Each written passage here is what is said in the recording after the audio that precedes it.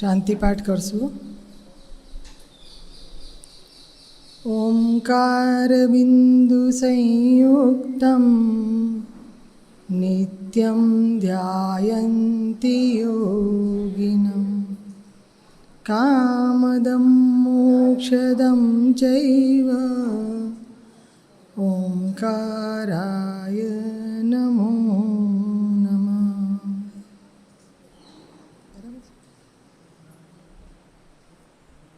ઓમ વાંગ્મે મનસી પ્રતિષ્ઠિત મનો મે વાચી પ્રતિષ્ઠિતમ આવિરાવિર્મયધિ વેદસ્ય આણિસ્થ શ્રુતમ મે મામ પ્રહાસી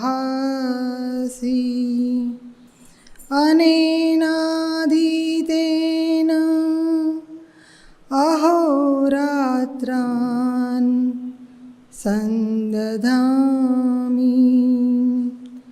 તન્મામવતુ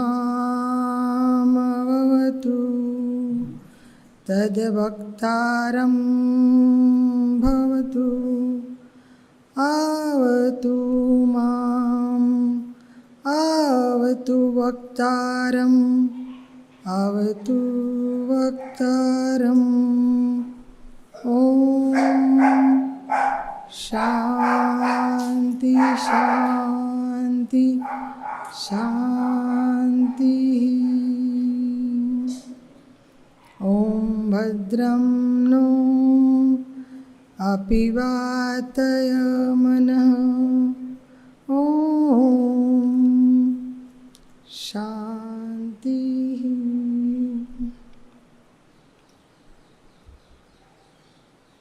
સદેવ પાદપંકજં મદીયમાનસે નિજં દદાનમુત્તમાલકં નમામિ નંદબાલકં.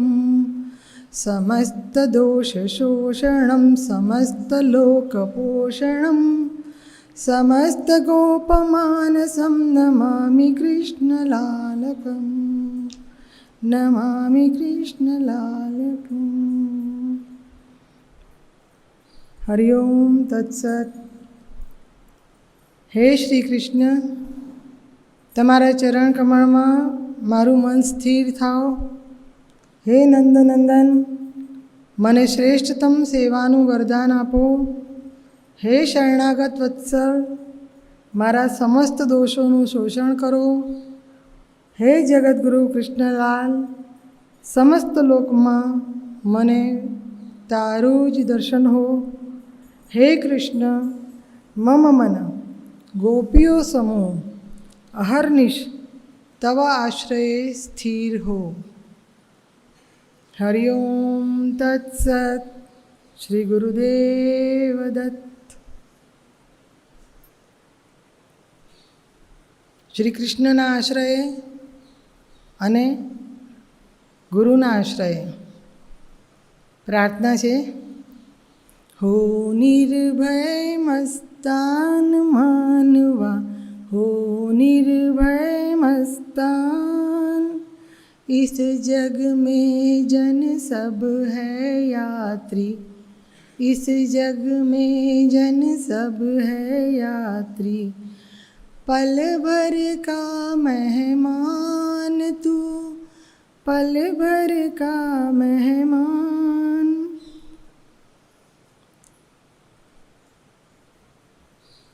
रे मन मस्त सदा दिल रहना, रे मन मस्त सदा दिल रहना. आन पड़े सो सहना, रे मन मस्त सदा दिल रहना. कोई दिन कंबल कोई दिन अंबर, कोई दिन कंबल कोई दिन अंबर. कभी दिगंबर रहना, आन पड़े सो सहना. आत्मनशे में देह भुला के साक्षी होकर रहना रे मन, मस्त सदा दिल रहना। कोई दिन घी गुड़ मौज उड़ाना, कोई दिन भूख सहना, कोई दिन वाड़ी कोई दिन गाड़ी, कभी मसान में रहना। कोई दिन खाट पलंग सजाना, कोई दिन धूल बिछोना, कोई दिन शाह बन जा साहो के, कभी फकीरा दीना। रे मन मस्त सदा दिल रहना, कड़वा मीठा सबका सुनना, मुख अमृत ही बरसाना। समझ दुख सुख नभ बादल सम, रंग संग छुड़ाना। रंग अवधूत महाराज की जय। ओम परब्रह्मणे विद्महे परमात्मने धीमहि तन्नो गुरु प्रचोदयात्। हरिओम तत्सत। श्री कृष्णं वंदे जगद्गुरु। गीता ज्ञान गंगाना त्रिवेणी संगम कर्म ज्ञान અને ભક્તિ યોગની ગંગામાં નાતા નાતા શ્રી કૃષ્ણને વાણીમાં, શ્રવણમાં, નિષ્ઠામાં, કર્મમાં સમાવીને આજે ભક્તિ યોગની નિષ્ઠા સુધી આપણે ધીરે ધીરે જઈ રહ્યા છીએ. પહેલા અધ્યાયથી અર્જુને વિષાદ કર્યો છે અને ભગવાને એને સમજાવવાનો પ્રયત્ન કર્યો છે. એક એક સોપાન આગળ જતા જઈએ છીએ એમ અર્જુનને વિષાદમાંથી મુક્ત કરવા માટે ભગવાને એને સાંખ્ય યોગનું દર્શન કરાવ્યું, યોગ સમજાવ્યો, વિવેક જાગૃત કરવાનું કીધું, આત્મવિજય કરવાની વાત સુધી આવ્યું, ઇન્દ્રિય વિજય, યોગના પગલાં ભરતા ભરતા હવે યોગારૂઢ થવાનું. પહેલું પગલું રૂરૂ અને છેલ્લું આવે એટલે યોગારૂઢ. તો યોગારૂઢ થવા સુધીની ભગવાને એને ગાઈડલાઈન આપી છે. હવે જે પંચતત્વમાંથી શરીર બન્યું છે, જે બહાર છે એ જ અંદર છે અને એમાં જ ભળી જવાનું છે.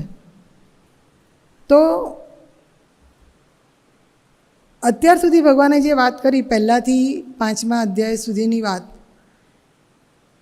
એમાં ભગવાને અર્જુનને સમજાવ્યું છે. આખી ભગવદ્ ગીતા જેમ 3 મૂળ બાબતો પર છે, બધી અનેક પ્રકારની યોગિક ક્રિયાઓમાંથી કર્મ, ભક્તિ અને જ્ઞાનની વાત છે, એમ બીજી 2 રીતે માણસને વાત કરી છે. જ્યારે કર્મયોગની વાત કરી ત્યારે સંસારી રીતે તારે શું કરવાનું એ કહ્યું, અને જ્ઞાન યોગની વાત કરી, જ્ઞાન ઘરે બેસીને પણ પ્રાપ્ત કરી શકાય, પણ જ્ઞાનની સાધના કરવા માટે ઘણા નીકળી પડે, સંન્યાસી થઈ જાય, સંસાર છોડી દે, ગુફાઓમાં રહે, ધ્યાન કરે, યોગ સમાધિમાં જતા રહે. અને એટલે ભગવદ્ ગીતામાં ભગવાને બંને માર્ગ બતાવ્યા છે.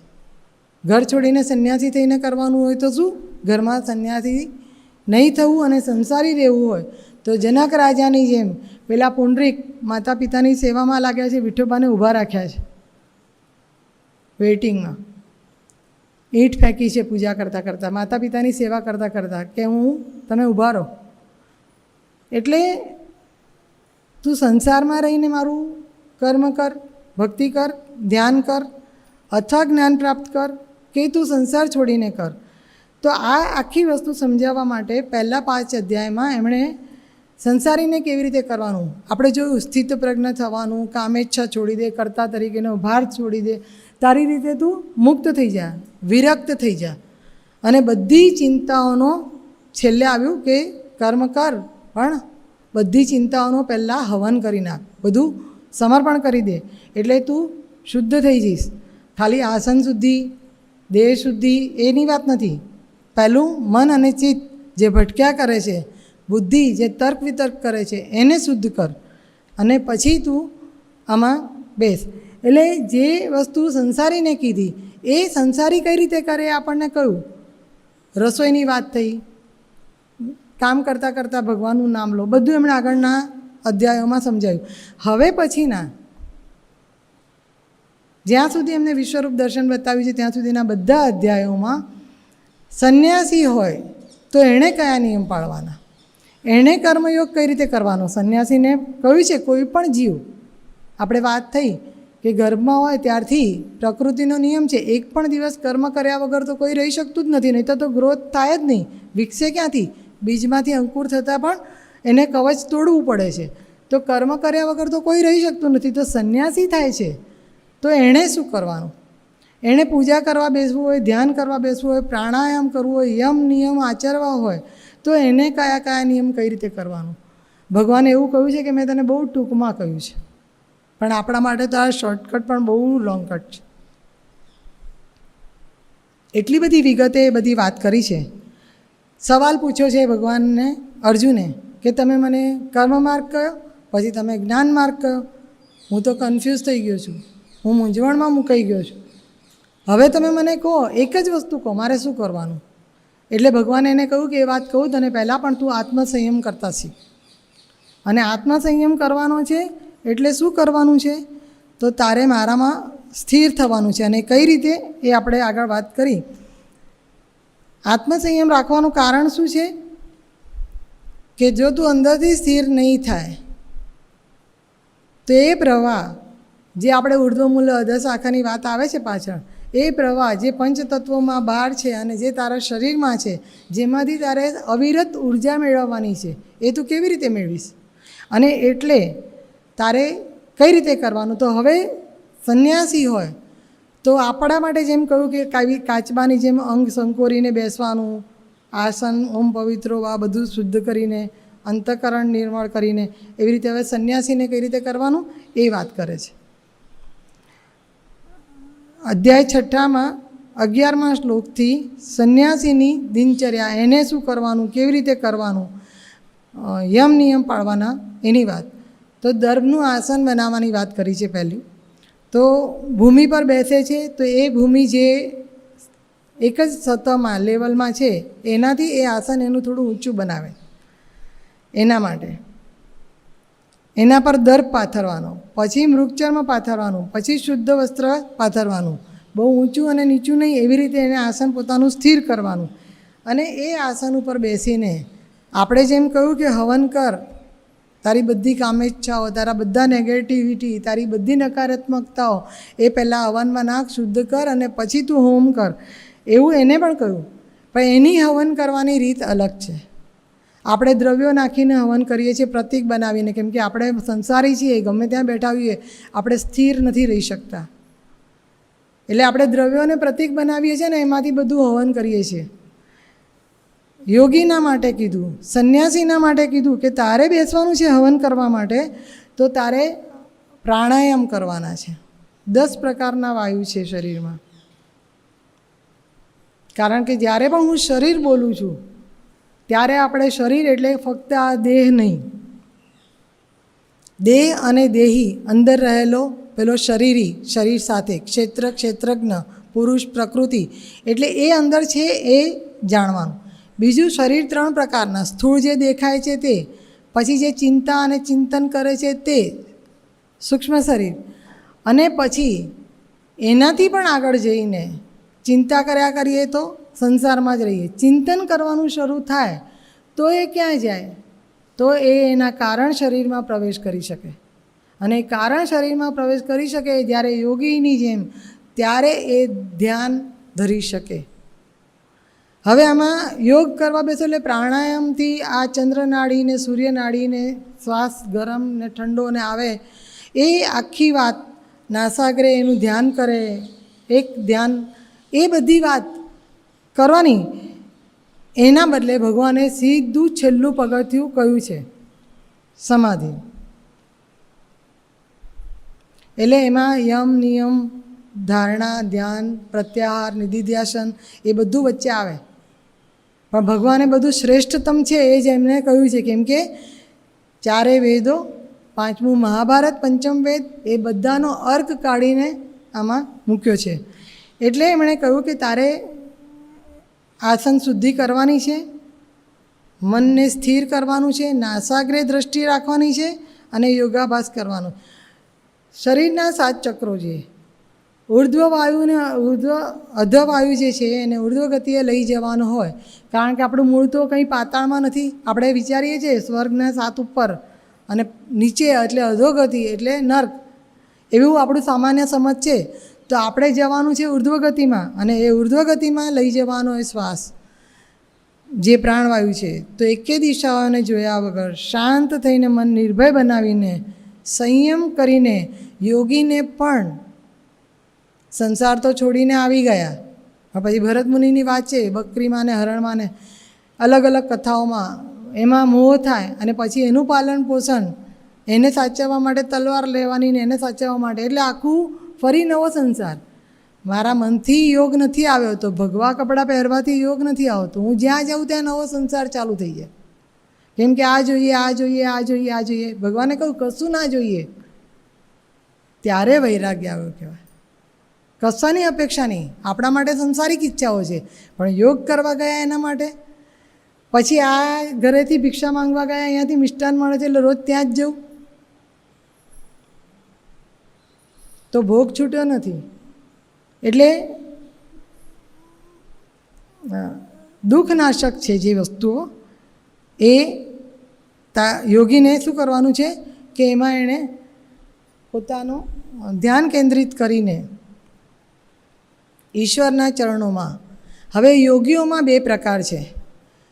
ઘણા યોગીઓ કોઈ પણ એક સ્વરૂપનું, જે રીતે આપણે સંસારીઓને આપણને કહ્યું કે તને ગમે એ સ્વરૂપમાં તું ધ્યાન કર, એવું યોગીઓ પણ સાકાર સ્વરૂપનું પણ ધ્યાન કરે છે અને નિરાકારનું પણ ધ્યાન કરે છે.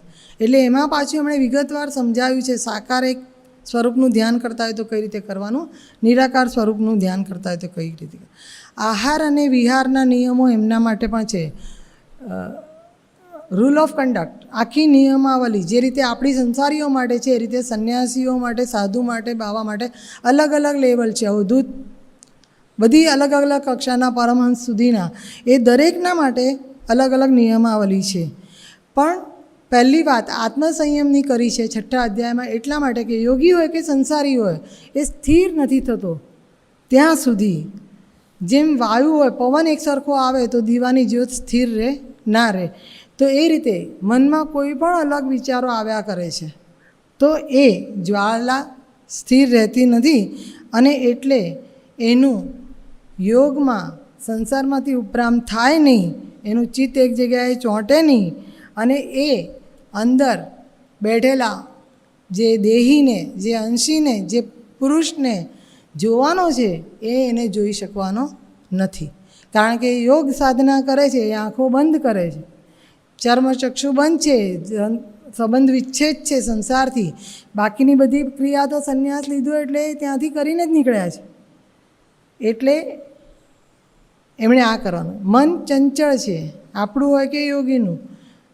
સંસાર છોડવાનો નિર્ણય લીધો, બધી તૈયારી કરી લીધી, દીક્ષા લઈ લીધી, બધું થઈ જાય, વિધિ થઈ જાય, એનું જે રીતે પણ ક્રિયા થતી હોય, કર્મકાંડ કરતા હોય, બધું થઈ જાય. પણ પરમાત્માનું ચિંતન કરવા બેસે ત્યારે સંસારી જેમ નિયમ રાખે કે ઉપવાસ કરવો છે, મૌન રાખવું છે, આજે વાચિક તપ, આજે માનસિક તપ, આજે આહાર આ ખાવો છે, આ નથી ખાવો, એ બધું અન્નનું કંટ્રોલ, નિયમન એ કરી શકે. પણ યોગીના માટે શું થાય કે પરમાત્મામાં જ્યારે ચિંતન કરવાનું એને આવે અને એને સમાધિમાં ભગવાનને જોવાના આવે, તો હજી ઘરની પેલી માયા છૂટી નથી, તો ભગવાન એને પણ તરત દેખાવાના નથી. એટલે તમે જંગલમાં જઈને કે વનમાં જઈને બેસો ગમે ત્યાં, તો તમારાથી ભગવાન ભજાશે એવું તો છે નહીં. એટલે ભગવાને કહ્યું કે હે અર્જુન, મારામાં સ્થિર ચિત્ત થાય પછી તું સંસારમાં રહે કે તું જંગલમાં જાય, વનમાં જઈને તપ કરે, મને ભજ અને મારામાં જ ચિત્ત તારું સ્થિર રાખ. કારણ તું કર્મયોગ કરીશ, તું ભક્તિ યોગ કરીશ કે તું જ્ઞાન યોગ કરીશ, આ સાધના કરવા બેઠા વાંચવા બેઠા. હવે વાંચતી વખતે ચિત્ત જો આમાં નથી તો આ શબ્દોનો કોઈ અર્થ સમજાવવાનો નથી. વાંચવા બેઠા તો પણ એ જ તલ્લીનતા જોઈએ કે બાજુમાંથી આખું ઝાડું જતું રહે તો ખબર પડવી ના જોઈએ. કારણ કે વાંચેલું એટલે ખાલી વાંચવા પૂરતું વાંચવાનું છે, વાંચવાનું છે, સમજવાનું છે, ઉતારવાનું છે. એમાં ભાવ ક્યારે આવશે? એનો અર્થ સમજાયો હશે તો ને. એટલે સ્થિર ચિત્ત થવું બહુ જરૂરી છે. અને સ્થિર ચિત્ત કરી શકીશ તું તો તું સંસારમાં હોઈશ કે તું સંન્યાસી થયો હોઈશ, તને મારા દર્શન થશે અને તું પરમ યોગી ગણાઈશ, એવું ભગવાને કહ્યું છે. એટલે ભગવાનને પ્રાર્થના કરીએ છીએ, નામ હૈ તેરા તારણહારા. અમે તો સંસારમાં છીએ, જેટલી સમજ પડે છે એટલું કરીએ છીએ. જો ભગવાન પાસે બાળક બની જવાનું છે, જે સમજ પડે છે એ કરીએ છીએ. પણ તારું નામ તો તારણહાર છે. ભગવાને કહ્યું છે કે હું તારી નૌકાને ડૂબવા નહીં દઉં. જેસલ તોરલની વાત કરી, સતી અને સંત જો તારી શકે તો ભગવાન તો તારી શકે ને. અહીં ભગવાન પોતે કહે છે કે તું ચિંતા ના કર, હું તારી તારણ કરવા બેઠો છું. નામ હૈ તેરા તારણહારા, કબ તેરા દર્શન હોગા, जिनकी प्रतिमा इतनी सुंदर वो कितना सुंदर होगा, वो कितना सुंदर होगा. ચિત્ત ક્યાં રાખવાનું છે? આંખેથી જે દેખાય છે. કાલે ભગવાને કહ્યું આપણને કે જે તું તારા ચર્મ ચક્ષુષી જુએ છે એ બધું ઘડીક સુંદર છે. એ વૃદ્ધિ પામશે, યૌવન પછી એને ગળપણ આવશે એટલે એની સુંદરતા નષ્ટ અને એ બધું રાખમાં. ભગવાનનું સૌંદર્ય એ સદા આકર્ષક છે. કૃષ્ણ ભગવાન એને સમજવા બહુ અઘરા. અને કૃષ્ણ ભગવાનને પૂજવાના એટલે એ કહે છે, હે કૃષ્ણ, મન મારું બહુ ચંચળ છે. હવે અર્જુન કહે છે કે હે ભગવાન, તમે મને સમજણ તો પાડી કે આ રીતે યોગ કરાય, આ રીતે સંસારમાં રહીને કરાય, વિસ્તારપૂર્વક બધું કહ્યું. પણ હું શું કરું? હું તો અત્યારે યુદ્ધભૂમિમાં ઊભો છું. હું સંસારમાં પણ નથી રહ્યો અત્યારે અને નથી હું સંન્યાસી થઈ શકવાનો. મને તો તમે અઘોર કર્મ કરવા, અહીંયા આગળ ઘોર કર્મ કરવાની વાત કરો છો. તો હજી મને સમજ નથી પડતી. કિમ કર્તવ્યમ મમ, મારે કરવું શું? કારણ કે મારું મન બહુ ચંચળ છે. એ દૃઢ થાય તમારા ચરણોમાં બહુ અઘરું છે. કારણ કે જેમ વાયુને ગગનમાં કોઈ રોકી શકતું નથી, એમ એને એ 5 વાયુ મારા અંદર પણ ભર્યા છે. સ્થૂળ શરીરમાં ને સૂક્ષ્મ શરીરમાં વિચારો, સૂક્ષ્મ શરીરમાં ચિંતન, ચિંતાના રૂપે, અને શરીરમાં પ્રાણ, અપાન અને ઉદાનને બધા વાયુ. તો આ મને સ્થિર રહેવા દેતા નથી. તો હે ભગવાન, મને મદદ કરો.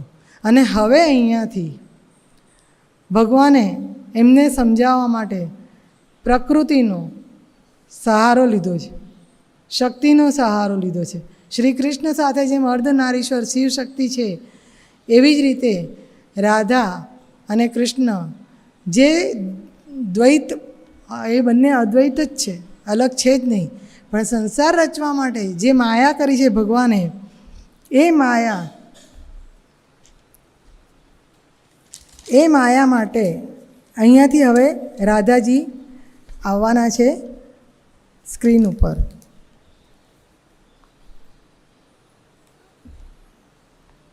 અસાધ્યમ સાધનમ, ભગવાનના સાધવા વસ્તુની સાધના કરી. એમણે કહ્યું તમે અલગ અલગ દેવને પૂજો, તમે જુદા જુદા દેવને પૂજશો તો તમે જે માંગો એ મળશે. કારણ કે તમે જે માંગવાના છે એમને ખબર છે તમે બધી લૌકિક વસ્તુઓ જ માંગવાના છે. કોઈ એવું નથી કહેવાનું મારે ભગવાન જોઈએ.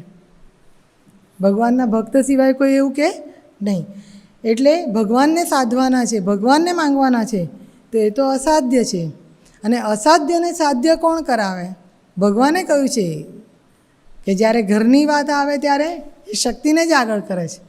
અસાધ્યમ સાધનમ યસ્ય રાધા મંત્રો રાધા મંત્રદાત્રી ચ રાધા સર્વં રાધા જીવનમ યસ્ય રાધા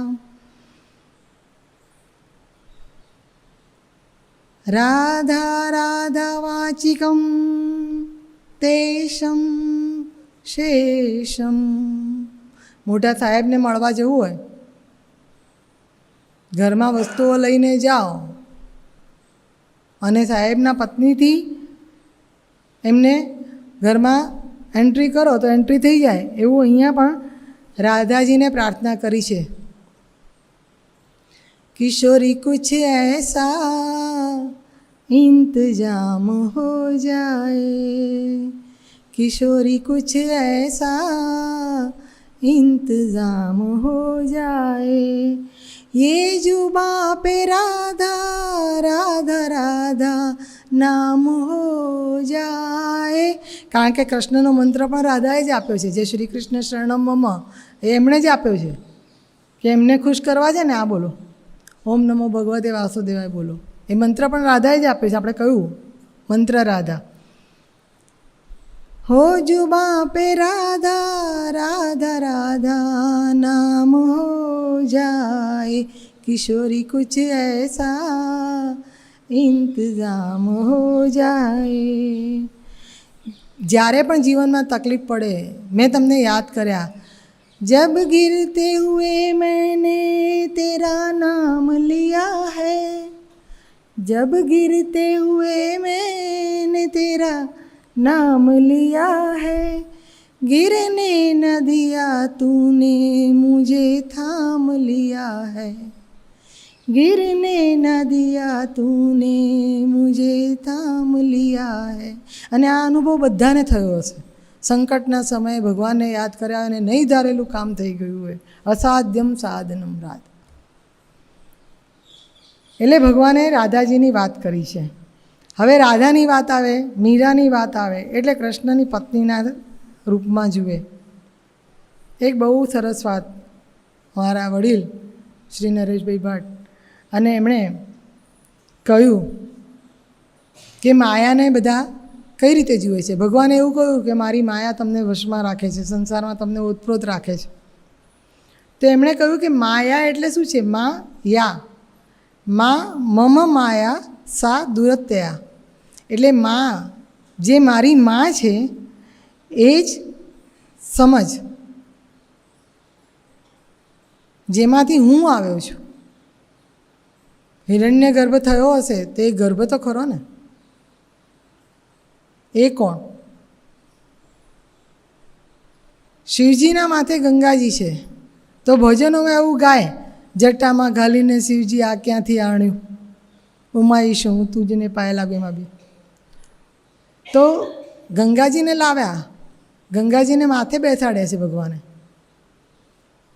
અને પાર્વતી એની સાથે લડે કે દ્વેષ કરે એવું હોય? માતા છે, એ જટામાં ઘાલીને લાવ્યા છે, માતા સ્વરૂપે લાવ્યા છે. કેમ કે પત્નીને તો વામાંગે બેસાડ્યા છે ખોળામાં. પાર્વતીજીનું સ્થાન કયું છે? આપણે કહીએ છીએ ને, તવ પત્ની વામાંગે સ્થિતા શિવ મહિમના. એટલે આ એક વસ્તુ બહુ સ્પષ્ટ સમજવાની છે કે ગંગાજી છે એમને માથે બેસાડ્યા શિવ સ્વરૂપ થઈને, અને મારી માયા મોહની સ્વરૂપ જે કહ્યું એ એમણે રાધાજી માટે કહ્યું. તો એ માતૃ સ્વરૂપ છે. એટલે આપણે એના બીજા ત્રીજા અર્થ ના કરીએ.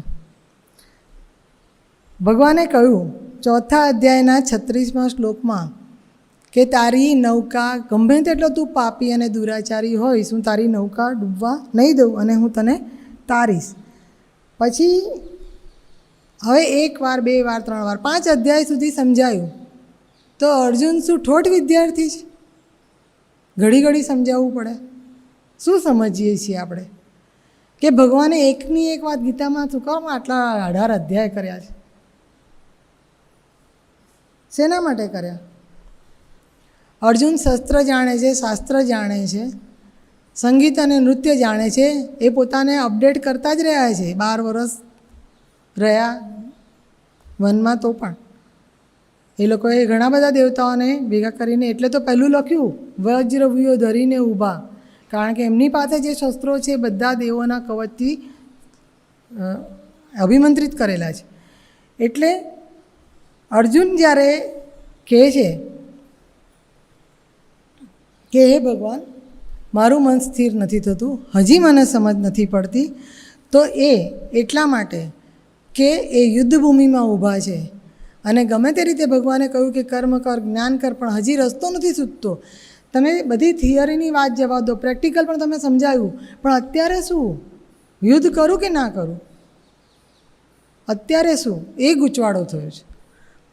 કર્મ કરવાની તમે બધી વાતો કરી, બરાબર છે, અહીંયાથી હાર્યા કે જીત્યા, જીવ્યા ને સંસારમાં પાછા ગયા તો એ કરીશું, જ્ઞાન યોગ કરવાનું થશે તો એ કરીશું, બરાબર, પણ અત્યારે શું કરું, આ મોમેન્ટે શું કરું? એ 5મા અધ્યાયમાં પૂછ્યું છે, પછી ફરી ભગવાન હજી એમને સમજાવે છે અને આખી વાત ચાલે છે. પહેલા યુગમાં કહ્યું, હવે 5મા અધ્યાયમાં ભગવાન એમને પૂછ્યું છે કે તારે આત્મસંયમ ધારણ કરી અને બધી ઇન્દ્રિયો સ્થિર કરીને કરવાનું છે. અને પછી 6ઠ્ઠો અધ્યાય આત્મસંયમનો, એના પછી થોડુંક સમજી લઈએ, કેમ કે 7મા અધ્યાયમાં એમણે જ્ઞાન અને વિજ્ઞાનની વાત કરી છે. હવે દરેકમાં 2 વાત આવશે, સંસારી માટે અને સંન્યાસી માટે, અને એ 2 જણના માટે 3 વાત આવશે. કર્મ કઈ રીતે કરવાનું, જ્ઞાન કઈ રીતે મેળવવાનું અને ભક્તિ કઈ રીતે કરવાની, ત્રણેયમાં. એટલે આ બધું પેરેલલ એક સાથે સમાંતર ચાલે છે. તો જ્ઞાન છે એટલે ઇન્દ્રિયજનક જ્ઞાન છે, સ્કિલ છે જે આપણે શીખીએ છીએ રોજીરોટી માટે, ઊભા થવા માટે, એ બધી. અને જે વિજ્ઞાન છે, વિશેષ જ્ઞાન, એ વિશેષ જ્ઞાન એટલે શું, તારી ભૌતિક જરૂરિયાતો પૂરતું નહીં, તારે જે તારો 84 લાખ યોનિમાંથી છૂટવાનો તારો જે પ્રયત્ન કરવાનો છે, માનવદેહ મળ્યો છે, એના માટે તારે જે જરૂરી છે એ અલૌકિક જ્ઞાન પ્રાપ્ત કરવાનું છે. અને એ અલૌકિક જ્ઞાન પ્રાપ્ત કરવાનું છે, એની તમે આ વિજ્ઞાનમાં સાકાર સ્વરૂપની પૂજા કરવાની કે નિરાકાર કરવાનું, યોગીઓ કરે કે ગ્રહસ્થી કરે, સગુણ કરે કે નિર્ગુણ કરે, ભગવાનની પૂજા કરે, આ એમણે આખું 7મા અધ્યાયમાં સમજાવ્યું છે.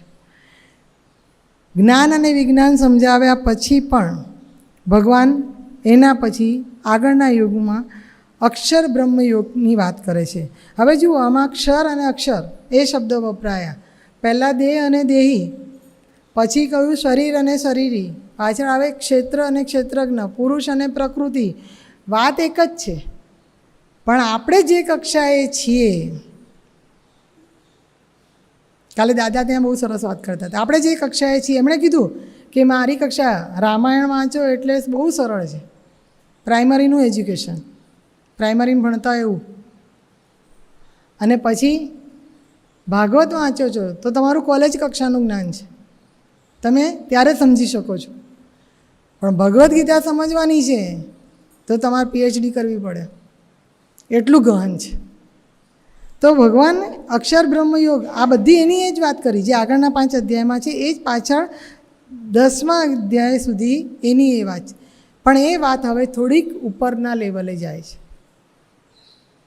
સંસારમાં રહીને સંન્યાસ કેવી રીતે કરવાનો છે, અથવા તું સંસાર છોડી દઈને સંન્યાસમાં જાય છે તો સંન્યાસમાં તારે મને કેવી રીતે પામવાનો છે. નીકળી પડે અવધૂત ચિંતન કરવા તો તારે કેવી રીતે કરવાનું છે, અને તું જો સંસારમાં રહે છે તો તારે મને કેવી રીતે પ્રાપ્ત કરવાનું છે. એટલે એ એમણે સમજાવ્યું છે 8મા અધ્યાયમાં અક્ષર બ્રહ્મયોગ. એમાં જીવન, મરણ, જન્મ, પછી બધા યુગ યુગાંતર, અને એમાં આખો ઇતિહાસ કયો છે, વિષ્ણુ પુરાણમાં આવે છે એવું, પૃથ્વીની ઉત્પત્તિથી માંડીને, સૂર્યની ઉત્પત્તિથી માંડીને, આટલા વર્ષ સતયુગના ને ત્રેતાયુગના ને કળિયુગના ને અત્યારે કયું વર્ષ ચાલે છે ને કયો મન્વંતર ચાલે છે, એ બધું જ વિગતે એમાં વર્ણન કરેલું છે. એટલે આ અક્ષર બ્રહ્મયુગની વાત છે. એટલે જે થિયરીમાં કરીએ એ આખું સળંગ આ અઠવાડિયાની અંદર આપણે બધું એકદમ વિગતવાર સમજી શકવાના નથી. એટલે આ વાત એટલા માટે કરું છું કે હવે જેને રસ પડે એ આગળ આમાં આ અધ્યાયમાં શું છે, શું જાણવું છે, તો એ અધ્યાયનું અધ્યયન લઈને કરી શકે. તો અક્ષર બ્રહ્મ યોગની અંદર છે, યુગોની વાત છે, વિષ્ણુ પુરાણમાં આવે છે, થોડું ગરુડ પુરાણમાં પણ છે, એ પણ વાત છે, જીવની ગતિ શું થાય છે એ પણ. અને એના પછીના 9મા અધ્યાયમાં ભગવાને મારી આખા સચરાચરમાં વ્યાપ્ત દૈવી સંપત્તિ કઈ. આપણે કહીએ છીએ અમુક વસ્તુને અડાય, અમુક વસ્તુને ના અડાય. તુલસીનું પાનું તોડવું હોય તો પણ મંત્ર બોલીને લેવાય. પીપળાનું વૃક્ષ દેખાય તો એને ફરતે ફરવાનું છે. પણ કોઈ ઝાડને ને પ્લાન્ટને અજાણ્યું છે, સમજ્યા વગર મોઢામાં મૂક્યું તો વિષાક્ત હોયું તો. અને કોઈ ઝાડ ખબર નથી વૃક્ષમાં, જંગલમાં ગયા તો માનવભક્ષી વૃક્ષો છે. એટલે આ સચરાચરમાં ભગવાને જે દૈવી સંપત્તિ મૂકી છે એટલી ને એટલી અસુર સંપત્તિ પણ છે. આપણને ખબર છે દેવાસુર સંગ્રામ હંમેશાથી ચાલ્યો છે, સમુદ્ર મંથન કરીને એમાંથી આ બધું નીકળ્યું છે. તો એ રાજવિદ્યા અને રાજ્ય ગુહ્ય યોગ એક સંસારી માટે, એક સંન્યાસી માટે, અને એમાં આખા સચરાચરમાં આવેલી દેવી સંપત્તિ કઈ, આસુરી સંપત્તિ કઈ પ્રકૃતિમાં એ સમજાવ્યું છે. એના પછી એમને પોતાની વિભૂતિ બતાવી છે. અને હવે આમાં હું ક્યાં ક્યાં છું આપણે ગણી ના શકીએ એટલી જાતના પ્લાન્ટ છે, એટલી જાતના છોડ છે, લતા વૃક્ષો. આપણે ગમે તેવા કલર મિક્સિંગ કરો, ભગવાને જે પાંદડામાં કલર બનાવ્યો છે અલગ અલગ, આપણે એટલા ગ્રીન કલરના શેડ ગમે તેવી ટેક્સટાઇલ કંપનીવાળા ટ્રાય કરે એટલા કલરની સાડીઓ તમને કલરમાં બનાવીને નથી આપી શકવાના. દરેક વસ્તુ યુનિક છે, એકદમ અદ્વિતીય, અદ્ભુત. સચરાચરમાં ભગવાનનું ઐશ્વર્ય. પરાશર મુનિએ કહ્યું છે ભગવાન એટલે શું, તો ભગવાન એટલે સકળ વિશ્વમાં જે એનું ઐશ્વર્ય વ્યાપ્યું છે, એની મોહિની વ્યાપી છે. ગમે તેવો માણસ હોય, નાનકડું બાળક જુએ એટલે એના ચહેરાની ગમે તેવી ક્રૂર તંગ રેખાઓ હોય, એ નાનકડું બાળક ખિલખિલાતું છોકરું નાનકડું ઘોડિયામાં પારણામાં જુએ એટલે એના ચહેરાની રેખાઓ, તંગ રેખાઓ એકદમ શાંત થવા લાગે ધીરે ધીરે. થોડી વાર એની પાસે બેસે કે રમાડે એટલે એનો ક્રોધ શાંત થઈ જાય. આ દૈવી સંપત્તિઓ છે. અને ઘણાને વગર જોઈને આપણને કંઈ લેવા દેવા ના હોય, પણ એને જોઈને આપણને અંદરથી સારા વેવ્સ ના આવે. એ રજસ અને તમસ છે. તો આ સંપત્તિ આખી ક્યાં કઈ રીતે ફેલાયેલી છે, એમાં ભગવાને અઢળક સંપત્તિઓ કારણરૂપ, કાર્યકારણરૂપ, પરિણામરૂપ એમ કરીને 10મા અધ્યાયમાં 82 સંપત્તિઓ બતાવી છે.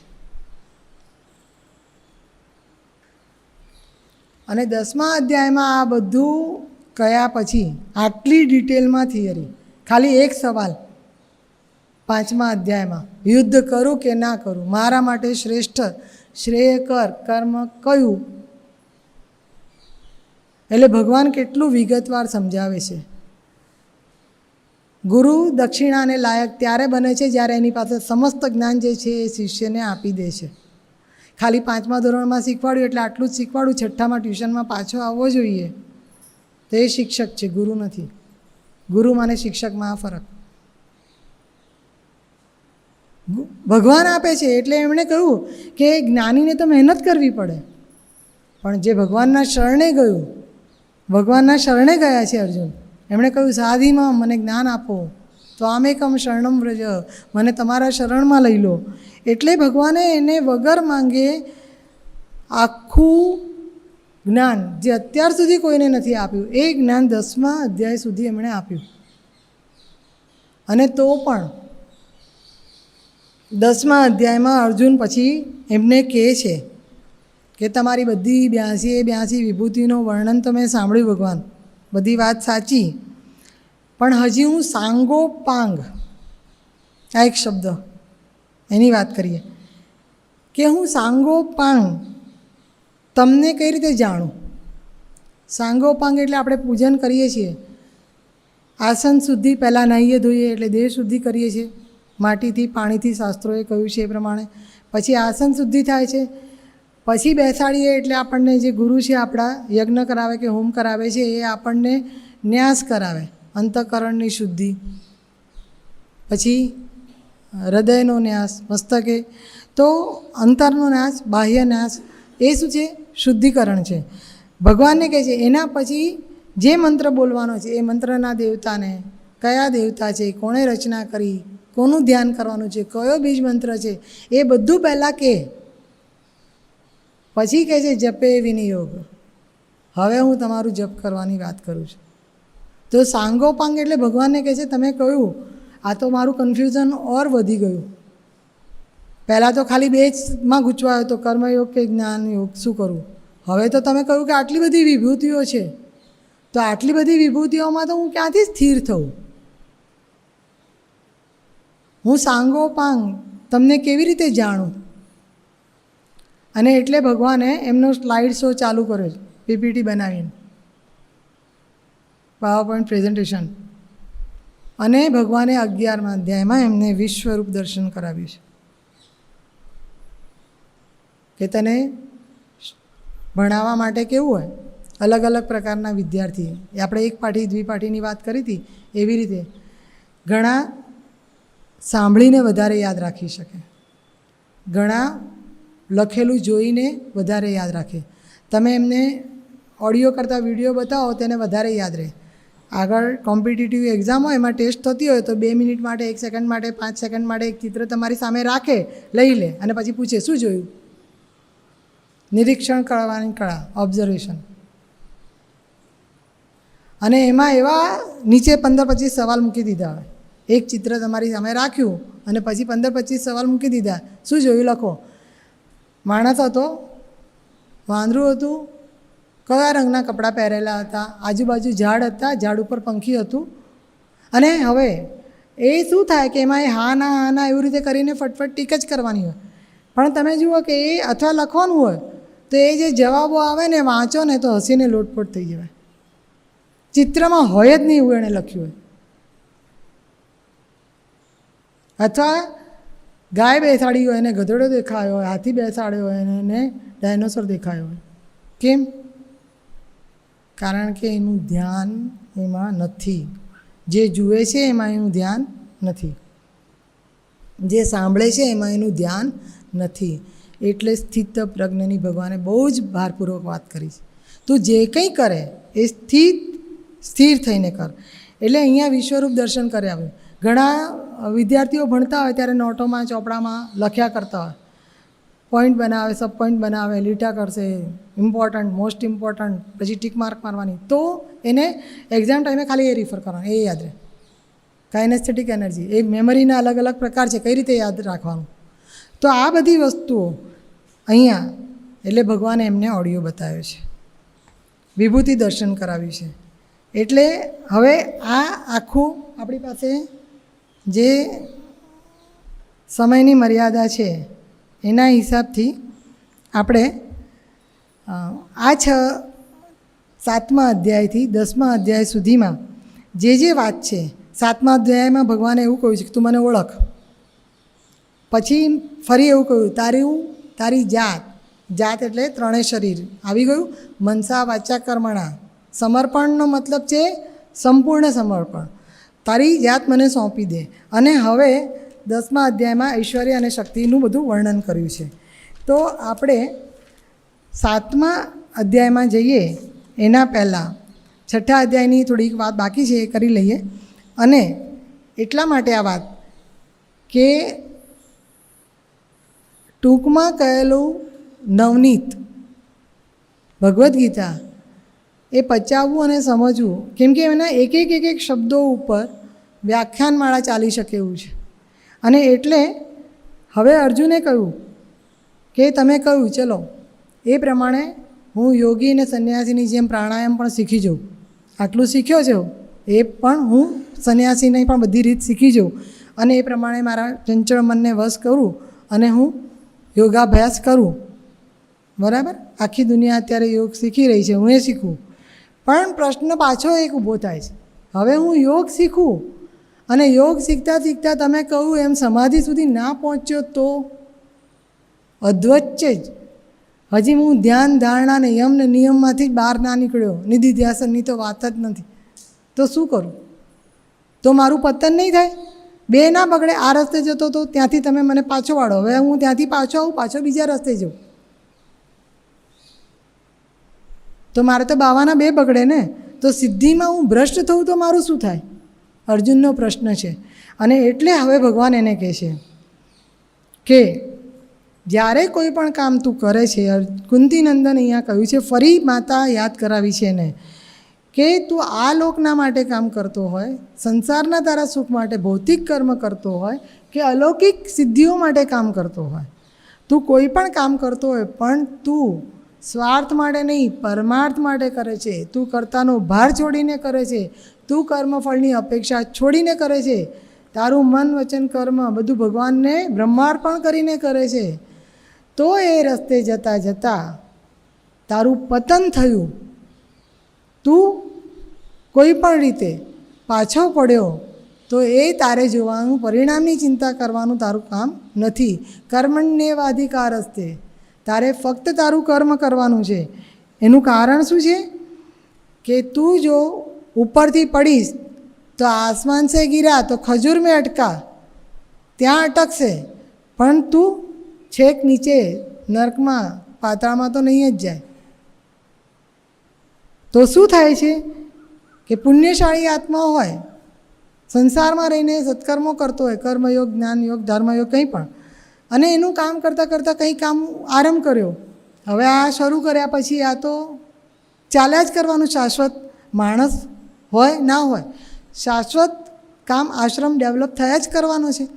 એક પછી બીજો ભાર આપણ, બીજો તો ત્રીજો. તો જ્યારે કોઈ પણ સન્માર્ગનું કામ કરે છે, તું સંસારી છે અને છતાં તું ભગવત કામ કરે છે, તો તારે ચિંતા કરવાની જરૂર નથી. તારા આદરા અધૂરા ગમે તે પૂરા કરશે તારે. અને મારું શું થશે એ પૂછ્યું અર્જુને. તો ભગવાને કહ્યું કે એ રીતે કામ કરતાં કરતાં કોઈકનો જો એ કામ પૂરું થાય એ પહેલાં જો એનું મૃત્યુ થાય, તો એ બીજા અવતારે ધર્મપ્રેમી અને ધનિક એના ત્યાં એનો અવતાર થાય. એનો જન્મ થાય એ શબ્દ નથી વાપર્યો, એનો અવતાર થાય. કેમ કે એ કંઈક સત્કર્મ કરવા માટે, ભગવાને જે કામ માટે મોકલ્યો એના માટે, અને નિષ્પૃહથી એને કામ કર્યું છે. અથવા એ જ રીતે જો કોઈ વૈરાગી હોય અને એ કોઈ વિદ્યા 64 કળાઓ 72 વિદ્યાઓ ગમે તે એ શીખવા માટે એ પ્રયત્ન કરતો હોય અને એની સાધના અધૂરી રહી જાય અને વચ્ચે એનો સમય પૂરો થઈ ગયો તો એ મરી જાય છે કદાચ, તો શું થાય? તો એ યોગ ભ્રષ્ટ થયેલો આત્મા જે છે એ કોઈ પણ ઋષિકુળમાં જન્મ લે. શંકરાચાર્યની વાત આવે છે, 8 વર્ષે ઘર છોડીને નીકળી ગયા છે. ગમે તે ઉંમરે માણસ બધું પડતું મૂકીને, આપણે ગુરુદેવ તો સંન્યાસી થઈ જાય છે. તો એ જ્યારે એને લાગે કે મારું આ હવે અહીંયાનું કર્મ પૂરું થઈ ગયું એટલે એ બધું છોડીને નીકળી પડે છે. તો એ ઋષિકુળમાં જન્મે અને એ ફરી એમાં ના આવે. પણ જ્યારે પણ એણે જો સારું કામ કરતાં કરતાં સંસારી તરીકે એણે ધન વૈભવની લાલસા રાખી હોય, પરમાર્થ પણ કર્યો હોય, સ્વાર્થ પણ સાધ્યો હોય, એવું હોય તો એનું શું થાય?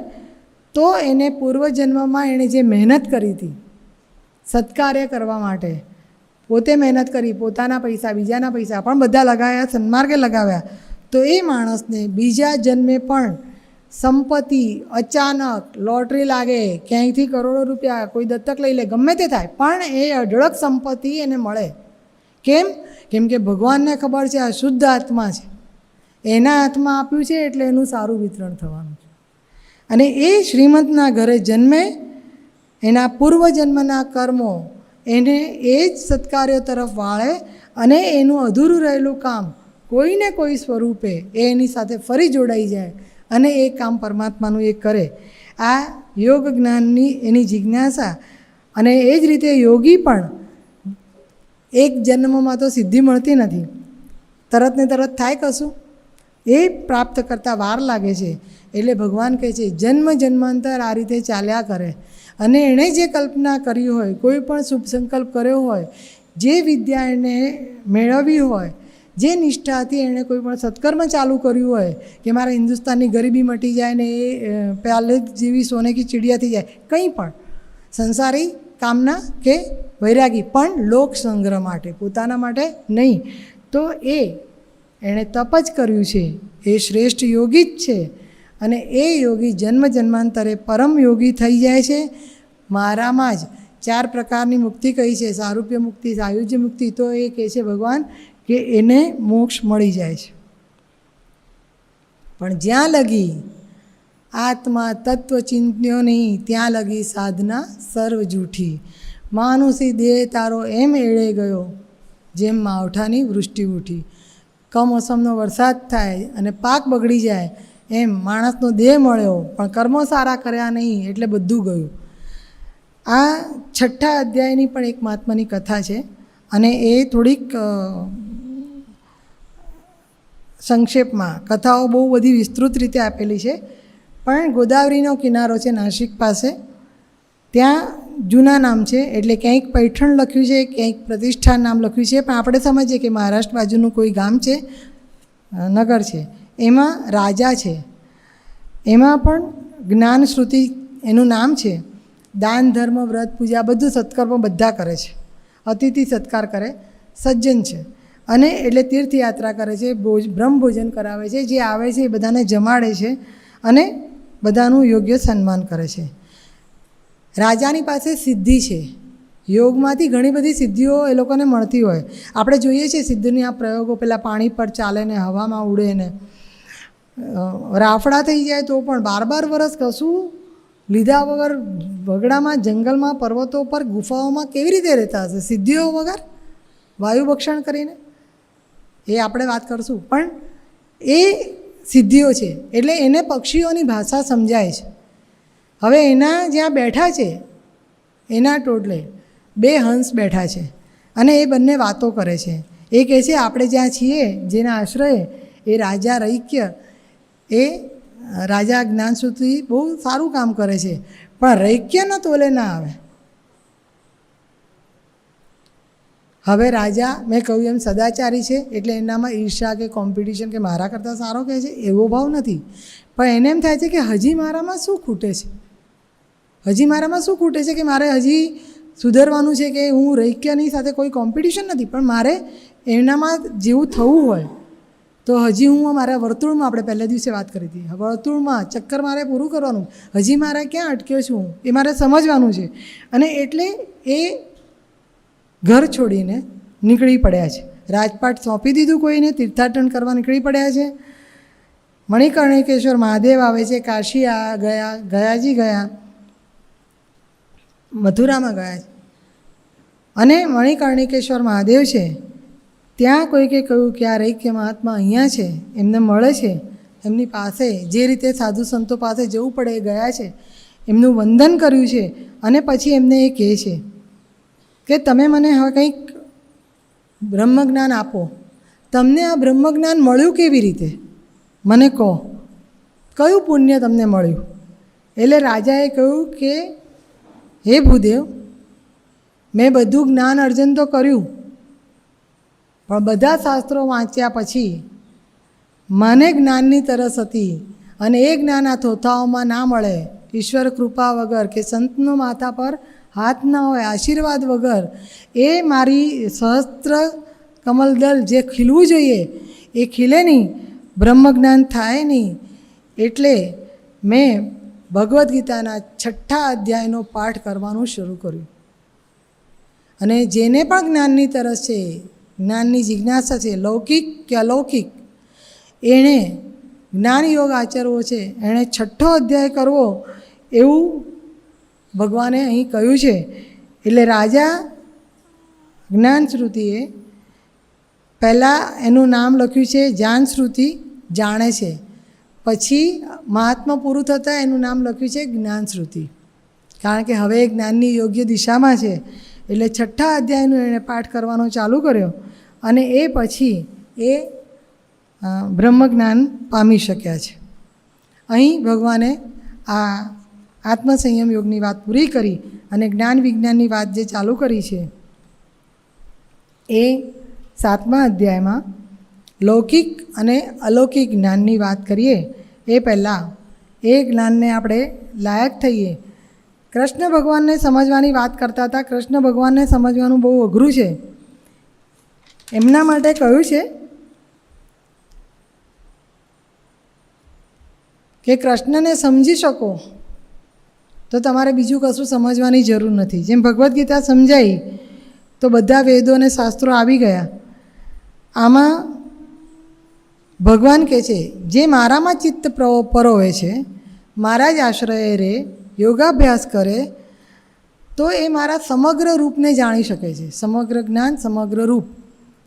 હવે આ વિજ્ઞાન એમણે કહ્યું કે મેં હજારો વિદ્યાર્થીઓ હોય યુનિવર્સિટીમાં, આખા વિશ્વની યુનિવર્સિટીના ગણો તો ઘણા વિદ્યાર્થીઓ, એમાં પેલું આવે રેન્કિંગમાં કયું તમારો આખા વિશ્વમાં કયો નંબર, ઓલ ઇન્ડિયામાં કયો નંબર.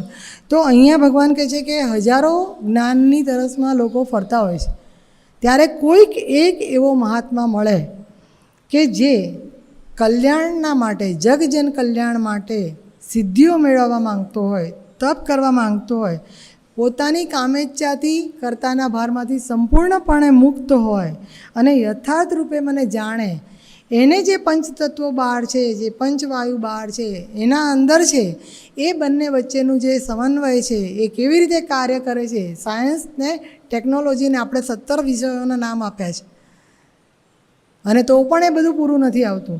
તો એ બધું હું એને જ્ઞાન હું એને આપી દઉં છું. મારા બહાર રહેલા પંચતત્વો જેણે આ સર્જન કર્યું અને તારા શરીરમાં જે છે એની સાથે મન, બુદ્ધિ અને અહંકાર, એ 8 તત્વો, પરા અને અપરા પ્રકૃતિ, એ બધી પ્રકૃતિના તત્વો જે છે એ અહીંયા આ અધ્યાયમાં 17 વિભૂતિઓનું ભગવાને વર્ણન કર્યું છે. અને એ 17 વિભૂતિઓમાં એમણે કહ્યું છે, પહેલાં કાર્યની રીતે વિભૂતિઓ ગણાવી છે, પછી કાર્યકારણની રીતે વિભૂતિઓ ગણાવી છે, અને એ દરેકમાં જે શ્રેષ્ઠ છે. એટલે હવે આ એક એક વસ્તુ સમજવી હોય કે જળમાં કે લિક્વિડમાં ભગવાને એવું કેમ કહ્યું કે હું રસ છું.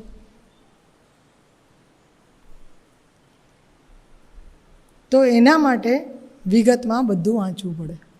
ભગવાને એમ કેમ કહ્યું કે હું જે તેજ છે એ તેજમાં સૂર્યચંદ્ર મારા 2 નેત્ર છે અને હું સૂર્યચંદ્ર છું. એક ઉષ્મા આપે છે, એક ઠંડક આપે છે, એક જગાડીને ઉદ્યમ કરવા માટે કહે છે, એક થાકેલા છે તો એના ખોળામાં સુવાડે છે, પરમાત્મા છે. તો દરેકમાં વેદમાં પ્રણવાક્ષર ઓમકાર કેમ કહ્યું? આ દરેકની પાછળ અધ્યયન ગહન જોઈએ. એટલે આખી 82 વિભૂતિઓ જે અત્યારે હવે ચાલવાની, એમાંથી થોડીક આપણે વાત કરીશું. ઓમકાર એ બ્રહ્મનાદ છે અને એમાંથી આખું વ્યાકરણ, સ્વર, વ્યંજન બધું, સામવેદનું સંગીત અને બધું એમાંથી ઉત્પન્ન થયું છે. અને એટલે આ જે પણ પૃથ્વીમાં ગંધ છે, અગ્નિમાં તેજ છે, તો સનાતન બીજ રૂપે આપણે વાત થઈ હતી, ઈંડું પહેલું મરઘું પહેલું, પ્રશ્ન જ નથી. સનાતન બીજ કોણ છે? તો બીજો અસ્મિ, હું જ ભગવાન છું સર્વે બીજોમાં, એવું કહ્યું. તો એમણે કહ્યું કે આ બધામાં હું છું. અને એની સાથે નવી વાત આ અધ્યાયમાં શું છે? તો એમાં એમણે કહ્યું કે આ ત્રણેય વસ્તુઓ જે છે એની સાથે પ્રકૃતિ જોડાઈ છે, રાધાજી જોડાયા છે. એટલે સત્વ, રજસ, તમ એ ગુણ જોડાયા છે. ત્રિગુણાત્મક જે પ્રકૃતિ જોડાઈ છે સાથે, એને આધારે દરેક કામ કરે છે. વૃક્ષ છે તો એમાં પણ સાત્વિક ગુણોવાળા પણ છે, તામસિક ગુણોવાળા પણ. આપણે કહ્યું હમણાં માનવભક્ષી, ઝેરવાળા, તામસ વૃત્તિવાળા, એમાં પણ સત્વ, રજસ, તમસ છે. એટલે જેટલા 82 વિભૂતિઓની વાત કરી છે એ બધામાં સત્વ, રજસ અને તમ છે જ. પણ એમની પાસે સ્થિર છે, સજીવ છે, પણ વૃક્ષ સ્થિર છે, એ હલી નથી શકતું. પાણી દાખલા હલે, પત્તા હલે, એને ગ્રોથ માટે એના મૂળિયા ફેલાવે, એ ડાળીઓ ફેલાવે આકાશમાં, પણ સ્થિર છે. એ કર્મ નથી કરી શકતું. કર્મ કરવાનો અધિકાર તો ખાલી માણસને છે. એટલે તારી પાસે શક્તિ છે કે તું તારું તમ ઓછું કર. તમ તો હોમ કર, ઓછું નહીં. તમ જે છે, રાગ, દ્વેષ, ઈર્ષા, માન અપમાનની ભાવ, એ બધાનો હોમ કર. પછી રાજસિક ઈચ્છા છે એટલે શું છે? લોભ લાલસા છે. આ ખાવું, આ ભેરવું, આ ઓઢવું, અહીંયા જવું, આ કરવું, આ કરવું, સુખ માટેની, દૈહિક સુખ, ઐહિક સુખ, આ લોકમાં ભોગવવાના સુખ, એની જે કામના છે એ મૂકી દે. તારામાં જે સત્વ છે, ઈશ્વરને જાણવાનું, તારા સ્થૂળ શરીરથી, તારા સૂક્ષ્મ શરીરથી નહીં, તારા કારણ શરીરથી કામ કર. કારણ કે કારણ કેમ કે તારો જન્મ કર્યો, માણસ બનાવ્યો ભગવાને, એ શેના માટે બનાવ્યો? આ બધી વસ્તુઓ ચોરીને ખાવાને ઉપભોગ કરવા માટે, અને પાછું કશું નહીં આપવાનું, બધાનો ધ્વંસ કરવાનો, પર્યાવરણનો પણ, વસ્તુઓનો પણ બગાડ કરવા માટે? ના, તારું સત્વ તું ઊભું કર અને એ સત્વમાંથી તું મને સમજ. પૃથ્વી પર જે પણ સચરાચરમાં જન્મ્યા, એ આપણે જન્મ્યા એ રીતે રજ અને વીર્યથી, કાં તો ઈંડા જે છે અંડજ, પછી પૃથ્વી છોડીને જે આ ઝાડને, વૃક્ષને, લતાને એ બહાર આવ્યા એવી રીતે જમીન ફાડીને, અને પછી જ્યારે ગુરુ જ્ઞાન આપે છે ત્યારે નાદ જ સાંભળીને મંત્ર દીક્ષા અને ચમત્કાર થઈ જાય, સહસ્ત્રદળ કમલ જે અહીંયા છે એ ખુલી જાય, એ બીજો અવતાર જન્મ દ્વિજ તરીકેનો. તો જે પણ આ બધા જન્મ્યા છે એ તું એનાથી એ સમજ, અને તારે તારામાં શું ડેવલપ કરવાનું છે એ તું સમજ. તું જો જ્ઞાની થઈશ, જિજ્ઞાસુ થઈશ, તો તું અર્થાર્થી પણ થઈ શકીશ. તારે પૈસા ભેગા કરવા છે તો તું અર્થાર્થી છે. ભગવાનના ભક્તો તારે થવું છે તો તું અનન્ય ભક્ત થા મારો, અને મને ભજ. અહીંયા ભગવાને એવું કહ્યું છે કે આગળ પણ આ જ વાત કરી છે કે જે સ્વરૂપે મને બધા ભજે છે એ સ્વરૂપે હું એમને મળું છું. પણ તું, મેં તને બનાવ્યો છે બધું આપવા માટે, બધું સંતુલન જાળવવા માટે, અને આ જે કંઈ સર્જ્યું છે એમાંથી ઉત્તમ વસ્તુઓ બનાવવા માટે. ફર્નિચર પણ બનાવે, પણ કલાકારોએ એ કાસ્ટમાં મૂર્તિ બનાવે, ડાયમંડ બને, એને પથ્થરો, એના પર પ્રોસેસ થાય. એટલે તો તારી પ્રોસેસ થવા દે. વર્તુળમાં તું ક્યાં અટક્યો છે? તારે હીરો નથી થવું? ઝળકવું નથી? અનેક જન્મના અંતે હું જ સકળ પરમાત્મા છું. મારા અંદર બેઠેલો પેલો અંશી, પેલો દેહી, એને તું જાણ અને તું દુર્લભ મહાત્મા બન. એટલે ભગવાને કહ્યું કે તું સકામ કોઈ પણ વસ્તુની ઈચ્છા કરીને જો તું મારી ભક્તિ કરીશ, કર્મયોગ, જ્ઞાનયોગ, ભક્તિયોગ, કંઈ પણ, તો તું એ વસ્તુઓને પામીશ. પણ તારે મને પામવો છે તો તું મારું સાકાર નિરાકાર સ્વરૂપ જો. સગુણ ભક્તિ કર, નિર્ગુણ ભક્તિ કર, નિરાકારને ભજ, ગમે તે કર. તારા ભૂતકાળની પરંપરા ચાલે છે એ પ્રમાણે તું કંઈ પણ શીખ, પણ તું દ્વંદ્વમાંથી મુક્ત થઈ જા. દ્રઢ નિશ્ચય ધારણ કર, અને આ અધિભૂત, અધિદૈવ અને અધિયજ્ઞ, દૈવિક, તારી લૌકિક અને જે યજ્ઞથી ઉર્જા, જે સમસ્ત સચરાચરમાં ઉર્જા છે, તું કાર્પણ્ય દોષ કેવું, તું કાયર ક્યાં છે? માણસ થઈને તું એવું કેવી રીતે વિચારી શકે કે હું કાયર છું? જે વસ્તુ મારામાં છે એ જ તારામાં છે. ડીએનએ આપણે બ્લડ ગ્રુપ ચેક કરીએ છીએ ને કે આ હશે તો આને માફક આવશે, તો એ આપણું તો આનુવંશિક આવ્યું છે. તો એ તારામાં છે તો તું કેવી રીતે ડેવલપ નથી થઈ શકવાનો? તારો દ્રઢ નિશ્ચય કર, અને ઈશ્વરના ઘરનો ચોર થઈશ નહીં, કર્મ ચોરી કરીશ નહીં. જે કામ તને કરવા મોકલ્યો છે એ કામ પૂરું કરી અને પછી તો અહીં પાછો આવજે, એવું એમણે આ જ્ઞાન વિજ્ઞાન યોગમાં સમજાવ્યું છે. વાત એની એ જ છે. આ મૂળ અજ્ઞાનતા છોડ, અને વારંવાર હવે પછી આ મૂળ શબ્દ વારંવાર આવે છે. મૂળ એટલે, ફરી એકવાર કહી દઉં, મૂળ એટલે મૂર્ખ નહીં, ગાંડો નહીં. મૂળ એટલે જે જાણે છે સાચું શું છે, એને ખબર છે આવું કરવું જોઈએ, આવું નહીં કરવું જોઈએ. જાનામી ધર્મમ, જાનામી અધર્મમ, પણ કરે છે એ જ જેણે ના કરવું જોઈએ, અકર્મ. તો એને મૂળ કયો છે. એટલે તું એ તારી મૂળતા છોડ અને તું આ મારા કયા પ્રમાણે હવે એને અનુસર. ભગવાનને યાદ કરીએ. આપણે ચોર થવું નથી. તો કોઈક એવું કહે કે ભગવાનને પોતાને કોઈકે ચોર કીધા છે, માખણ ચોર કયા ને ભગવાનને. બ્રજે પ્રસિદ્ધમ નવનીત ચોરમ ગોપાંગનાનામ જદુકુલ ચોરમ અનેક જન્માર્જિત પાપ ચોરમ ચૌરાગ્રગણ્યમ પુરુષમ નમામિ. ભગવાન ચોર જ છે, પણ શું ચોરે છે?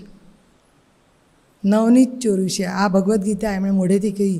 તમને શાસ્ત્રો વાંચવાનો ટાઈમ નથી, વેદો વાંચવાનો ટાઈમ નથી, ઉપનિષદો વાંચવાનો ટાઈમ નથી, તો વાંધો નહીં, ખાલી એક ગીતા પાઠ કરો, શોર્ટકટ. આ નવનીત આપ્યું છે જ્ઞાન માટે, એટલે માખણ ખાય છે એવું કહ્યું. પછી ગોપીઓના વસ્ત્ર દુકુલ વસ્ત્ર હર્યા છે. સ્ત્રી શક્તિ પરાશક્તિ રાધા સ્વરૂપ છે અને એને પૃથ્વી પર મોકલી છે અવતરણ કરવા માટે, સંસારને સાચવવા માટે. આપણે પેલી વૈદિક પ્રાર્થનામાં હતું, સુંદર સુશીલ સુચરિત્ર નારી મમ દેશની. વૈદિક પ્રાર્થનામાં એવું છે, મારા દેશની નારીઓ આવી હોવી જોઈએ. તો ભગવાન કહે છે ગોપાંગનાનામ છે દુકુલ ચોરમ. વસ્ત્રો કેમ કે તું તારી મર્યાદામાં રહે, કારણ કે જનની જણતો જણજે કા દાતા કા સૂર નકર રહેજે વાંજણી રખે ગમાવતી નૂર. તો એને નૂર નથી ગુમાવી દેવાનું. એનું ક્યાં પહોંચ્યા છીએ આપણે? આપણા વર્તુળમાં આપણે ક્યાં છીએ? ભગવદ્ ગીતાનું પઠન કરો, પઠન કરો, પઠન કરો, વાંચન કરો અને સમજો, સમજવા પ્રયત્ન કરો કે આપણે શું કરી રહ્યા છીએ. કેટલા વર્ષ જતા રહ્યા? 21,640ના હિસાબે કેટલા શ્વાસ નકામા ગયા? ક્યાં છીએ અત્યારે? ક્યાંથી હજી શરૂ કરવાનું બાકી છે અને ક્યાં પહોંચવાનું છે બાકી? અનેક જન્મોના પાપ અર્જિત કરેલા એટલે ભેગા કર્યા છે. થોડા પુણ્ય હશે એટલે માનવદેહ આપ્યો ભગવાને, પણ હજી ખબર નથી કે કેટલા પાપ ભેગા કરેલા છે. અનેક જન્મોના પાપ ભેગા થયેલા છે. હે ભગવાન, તમે ચોરોના પણ ચોર છો, ગુરુ છો. દુર્યોધનની સામે કેવી રીતે લડવું રામાવતારમાં નથી બતાવ્યું. રામે આદર્શ સ્થાપ્યો છે. કૃષ્ણ અવતારમાં ભગવાને ટીટ ફોર ટેટ, જેને જે રીતે શિક્ષા કરવાની હતી એવું કર્યું છે. એટલે તમે અમારા ગુરુ છો બધી રીતે. અમે તો કળિયુગમાં છે, એના પછીના પણ ખરાબ યુગમાં. તો હવે અમારા માટે તો મોટો પ્રશ્ન છે આખો વખત, કિમ કર્તવ્યમ મમ. હું અત્યારે આ સ્ટેજે છું, મારે શું કરવું એ મને સમજાવો.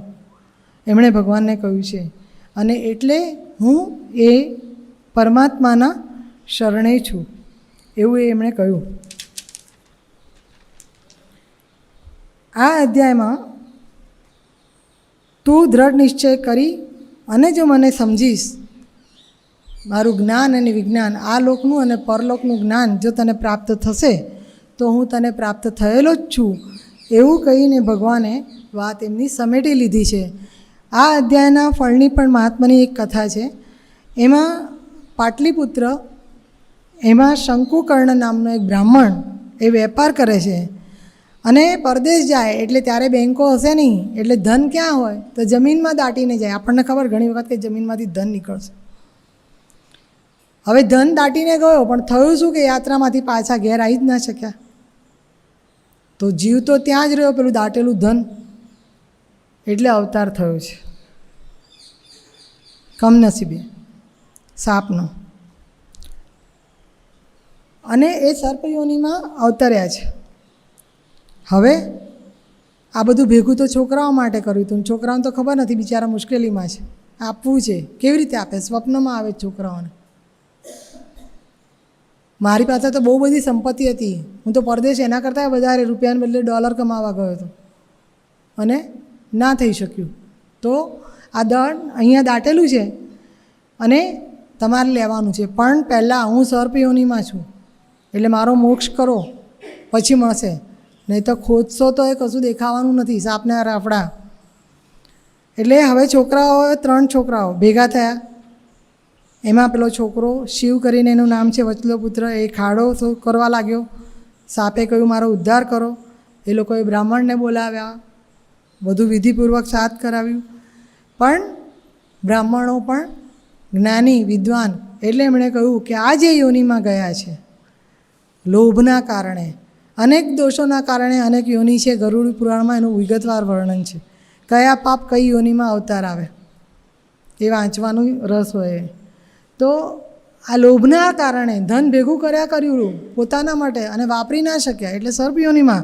અને એટલે એવા કોઈ અવતાર હોય એના મોક્ષ માટે ભગવદ્ ગીતાનો 7મો અધ્યાય નિત્ય કરવો, પાઠ કરી જમાડવું કોઈકને પણ, ભૂદેવને, અને એ પિતૃ મોક્ષ પામશે જ એ શ્રદ્ધા રાખવી. વિષ્ણુજી કહે છે લક્ષ્મીજીને આ 7મા અધ્યાયનું ફળ છે. અને 7મો અધ્યાય અહીં પૂરું થઈ જાય છે.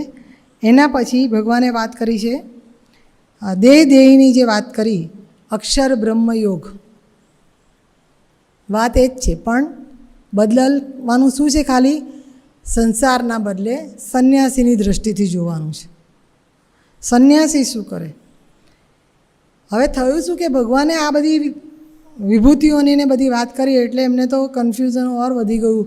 એમણે કહ્યું ભગવાન તમે આ બધી વિભૂતિઓની વાત કરો છો, 17 વિભૂતિઓ તમે ગણાવો છો. પ્રણવ હું છું, વૃક્ષમાં પીપળો હું છું, આખા અધ્યાયમાં બધા વર્ણન છે. હવે આ બધી વિભૂતિઓમાં મારે પૂજા કોની કરવી એ તો મને ખબર નથી પડતી. બીજું 7 સવાલ એક સાથે પૂછ્યા છે. એમણે પૂછ્યું હે પુરુષોત્તમ મને કહો બ્રહ્મ શું છે? હવે આખી કથા કર્યા પછી એવું કે સીતાનું હરણ થયું કે હરણની સીતા, એવું કરે છે એવું લાગે ને. હવે એમણે પહેલાં જ કહ્યું છેક એમણે સૂર્યનો અવતાર થયો ત્યાંથી કળિયુગના, સતયુગના, ત્રેતાયુગના ઉદ્ભવ થયો ત્યાંથી હિરણ્ય ગર્ભમાંથી એમણે આખી વાત કરી છે. અને પાછા તો પણ હજી અર્જુન પૂછે છે બ્રહ્મ શું છે? કારણ કે પ્રશ્ન શું છે? અત્યારે કરવું શું છે? મૂંઝવણ એ છે. આધ્યાત્મ શું છે? હવે ભગવાને કહ્યું કે બ્રહ્મ એટલે બ્રહ્મનાથ, પછી આ ભાષા કરી તો ઉત્પન્ન થઈ, પ્રણવાક્ષરની વાત કરી છે, અક્ષર બ્રહ્મની વાત કરી છે, હિરણ્ય ગર્ભની વાત કરી છે. જ્યારે આધ્યાત્મની વાત કરી છે ત્યારે ભગવાને કહ્યું છે કે તું મારું રટણ કર. અને આધ્યાત્મ એટલે રોજ કંઈ તિલક કરતાં 53 ગયા એ કરવાની જરૂર નથી જપમાળાના નાણાં લઈને. પણ તું જે પણ કામ કરતો હોય, તું જે પણ કર્મ કરતો હોય, તું ગાય ધોતો હોય, તું ખેડૂત હોય, કામ કરતો હોય, તું ઘરમાં કચરા પોતા કરતી હોય, તું જે પણ કરે છે અજપા જપ મારી સાથે રાખ, મને સાથે રાખ. કોઈ દિવસ તને ખાધાનું ફૂડ પોઈઝન નહીં થાય, તું રસ્તામાં જઈશ તારો એક્સિડન્ટ નહીં થાય, અપમૃત્યુ નહીં થાય. ભગવાન મારી સાથે ચાલો. આપણે શ્લોકો બોલીએ છીએ અરણ્ય શરણ્ય મારી સાથે રહો તમે ગાઓ ભવાની. પણ તું ભાવ કર નીકળતી વખતે. ઘરમાંથી છોકરાને નાનાને મૂકીને જઈએ, સમજો બાલગોપાલને ઘરમાં રાખ્યા છે તો એને મૂકીને આવતું રહેવાનું છે. આપણે જોડે સાથે પૂજા નથી લઈને જતા, પણ ભાવ તો લઈને જઈ શકીએ ને કે ભગવાન હવે હું જ્યાં રહું ને હું માનસિક પૂજા કરીશ, પણ તું મારી સાથે આવજે. હા, આ ભાવ લાવવાનો છે. ભગવાન ભાવના ભૂખ્યા છે, સાધનોના નહીં. કે તને સમજાવ્યું તો ખરું અધ્યાત્મ શું છે. તારે આખી જિંદગી જો સારું આચરણ કર્યું હશે તો તને ગમે તે કારણે ઘણી વખત પત્નીના પુણ્યનો અડધો ભાગ પણ મળતો હોય. પતિના પુણ્યનો ભાગ તો પત્નીને મળે જ છે. હવે બધા જાતે કમાવા લાગ્યા એટલે. નહીં તો શાસ્ત્રોમાં એવું લખ્યું છે કે પુરુષ જે કંઈ સત્કર્મ કરે છે એનો અડધો ભાગ એની પત્નીને ઓટોમેટિક મળે છે. દાન ધર્મ કર્યું હોય, ઘરમાં કહ્યું ના હોય, એનો ભાગ એને મળે જ છે. એટલે અંતકાળે બધાને અજામિલની જેમ નારાયણ નારાયણ યાદ ના આવે, પણ યાદ આવ્યા અથવા એ રામ રામ કે હરિઓમ કરતા ગયા તો સમજો કે એમના પાસે બહુ મોટું બેંક બેલેન્સ હતું. ભલે બહારથી આપણને સમૃદ્ધ દેખાતા નહોતા. એ આધ્યાત્મ છે. કર્મ શું છે? ક્રિયા, કર્મ, અકર્મ અને કરવાનું નહીં કરવાનું એ તને સમજાયું. અધિભૂત, અધિદેવ અને અધિયજ્ઞ શું છે આખો. હવે 7 સવાલ એકસાથે ભગવાને પૂછી દીધા છે. એ 7 સવાલના જવાબ આ અક્ષર બ્રહ્મ યોગમાં ફરી ભગવાને સમજાવે. દેહ અને દેહી, શરીર અને શરીરી, એ આખું વાત એમણે ફરી ફરી એમને અર્જુનને કહ્યું છે કે મૃત્યુ સમયે માણસનો જે ભાવ હોય, અને કેમ આપણે ભગવાનનું નામ આખો દિવસ, મેં કહ્યું કેમ આપણે બહાર લઈ જતા હોઈએ તોય ભગવાનને લઈને જવાના, ખાતા હોઈએ તોય ભગવાનને યાદ કરવાના, શ્લોકો બોલવાના પણ બોલીએ છીએ, આદત છે. એટલે કરાગ્રે વસ્તે લક્ષ્મી, ધ્યાન તો ક્યાં હોય? જમીન પર પગ મૂક્યો સમુદ્ર વસને દેવી, દાંતણ કરતી વખતે રસ છે. ગંગા સિંધુ સરસ્વતી, પણ ગંગા સિંધુ સરસ્વતીમાંથી એક પણ નદીમાં જો એક વખત પણ ગયા છો તો એ ભાવ કે એ દૃશ્ય યાદ આવે છે? એ દૃશ્ય યાદ આવ્યું અને પછી લોટો રેડ્યો, ગંગા સિંધુ સરસ્વતી જ યમુના ગોદાવરી નર્મદા, તો બધા આવી ગયા. પૂર્ણા પૂર્ણ જલે સમુદ્ર સહિતામ, તો અંદર સમાઈ ગયું. ભગવાન કહે છે તું જે કરે નાટક ના કર, તારા કરતાં તો હું મોટો નટવર છું, મને બધા નાટક આવડે છે. એટલે તું જે ભાવથી નથી કરતો અને દેખાવ કરે છે મને ખબર પડે છે, એટલે નાટકો ના કર, ભાવથી કર. તું જ્યારે સ્નાન કરે છે ત્યારે મને યાદ કર, ભોજન કરે છે તો મને યાદ કર, શ્વાસ લે છે એ તો કહે છે શ્વાસ લે છે અને કાઢે છે, આમ કાઢેલો શ્વાસ જતો રહે પાછો ના આવ્યો તો થઈ ગયું ને રામ રામ. એટલે ભગવાન કહે છે કયા ટાઈમે સ્વિચ ઓફ થવાની જ કોને ખબર છે? આ ઇલેક્ટ્રિસિટીવાળા જેવું છે, ક્યારે જતી રહે લાઈટો. તો એટલે ભગવાને કહ્યું કે તું અજપા જપ કર, એટલે અંતકાળે તારું જે સ્મરણ હશે એ તારો અવતાર આગલા જન્મનો છે. માણસોને પ્રાણીઓને પાળવાનો શોખ છે, ઘરમાં રાખે છે. ડોંગરે મહારાજ એવું કહેતા હતા બીજા જન્મની તૈયારી કરે છે. પશુ પ્રેમ બહુ સારી વાત છે, ભગવાન માફ કરે, પણ જ્યાં જેનું સ્થાન છે એની સેવા કરો ને. ગૌશાળાઓ છે, કૂતરાને તો ખવડાવ્યા વગર પંચયજ્ઞ કર્યા વગર તો આપણને ખાવાનું કહ્યું જ નથી, પણ ઘરના મા બાપ વૃદ્ધાશ્રમમાં હોય, એને પાણીને પાલો પાવો ના હોય, એના માટે માણસ રાખ્યું હોય, ચાકરી કરવી પડે તો જો રોગે થયા કે પથારીમાં બધું થતું હોય તો, અને શ્વાનને ઘરમાં રાખીને એની સેવા કરીએ તો આપણે શું કરીએ છીએ? ભગવાન એવું કહે છે કે અંતકાળે તે જે કર્યું હશે એ જ તારી સાથે આવશે, એ તારા નેક્સ્ટ બર્થની તૈયારી છે. તું આ છોડીશ, બોર ખાવાની ઈચ્છા કરતાં કરતાં મરી ગયા તો બોરમાં કીડા થયા, એટલે જે ભાવ તું ધરીશ એ જ ભાવે. અને એટલે તારું ગમે ત્યારે તું મને સ્મરણ કરવાનું ભૂલીશ ના, તું સતત મને યાદ કર. હું તો અનાદિ છું, સદાકાળ રહેવાનો છું, સૂક્ષ્મમાં સૂક્ષ્મ છું.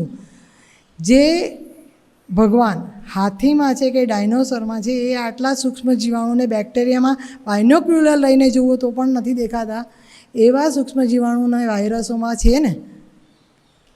તો હું એ બધાનું શાસન કરું છું, તું મને ક્યાં સમજવાનો પ્રયત્ન કરે છે? હજી કોઈ ચામડી બનાવી નથી શક્યું, દાઝી ગયા હોય તો ફરી એના પર સ્કિન કરવી તો ક્રાફ્ટિંગ આપણી જ ચામડી લઈને કરવાનું હોય. આર્ટિફિશિયલ જેટલું બનાવે છે, સ્ટેન્ડ બનાવે ને હાર્ટ બનાવે ને મૂકે છે, એ ખબર છે આપણને કેવું ચાલે ને કેટલી તકલીફ આપે છે. તો ઈશ્વર સાથે ક્યાં કોમ્પિટિશનમાં ઉતર્યો છે તું તારું વિજ્ઞાનના નામે? સૂક્ષ્મથી સૂક્ષ્મ છું હું, બધાનું શાસન કરું છું, બધાનું પોષણ કરું છું, તું સમજતો જ નથી. અને તું પોતાને વેદ જ્ઞાતા બનાવવા માંગે છે, તું સાધુત્વ પ્રાપ્ત કરે તો તું સાધુ તરીકે પૂજાવા માંગે છે, પછી તારે સાધુ તરીકે પણ વૈભવ જોઈએ છે. તું સંસારમાં રહે છે તો પણ તું વૈભવ માંગે, તું મને ક્યાં માંગે છે તો હું તને મળું? એટલે તું સંસારમાં રહે કે સંન્યાસ લે, બ્રહ્મચારી થા કે સંસાર માંડ, પણ ઇન્દ્રિયોના સર્વ દ્વાર બંધ કર, મનને હૃદયમાં સ્થિર કર, બ્રહ્મરંધમાં મારું ધ્યાન કર, ઓમકારનો ઉચ્ચાર કર, અને મને તું સ્મરણમાં રાખ દરેક વખતે. અને એ સ્મરણમાં રાખીશ એટલે શું થશે કે તારી ગમે ત્યારે સ્વિચ ઓફ થઈ ગઈ તો તું મૃત્યુલોકમાંથી તે જે કર્મ કર્યા હશે એ પ્રમાણે દેવલોક, પછી આજાન દેવતાનો લોક છે, પછી ઇન્દ્રલોક છે, પછી બ્રહ્મલોક છે, ત્યાં સુધી તું જઈ શકીશ. પણ સકામ ભક્તિ કરી છે, કર્મેચ્છા નથી ત્યાગી, તો બ્રહ્મલોક સુધી ગયા પછી પણ જ્યાં સુધી બેંક બેલેન્સ હોય ત્યાં સુધી રહેવાય, 5 સ્ટાર 3 સ્ટાર ગમે ત્યાં જાઓ ત્યાં સુધી એ લોકમાં રહેવાય. પાછા અવતરવું પડે છે. પુનરપી જન્મમ પુનરપી મરણમ, વૈકુંઠ નથી મળતું.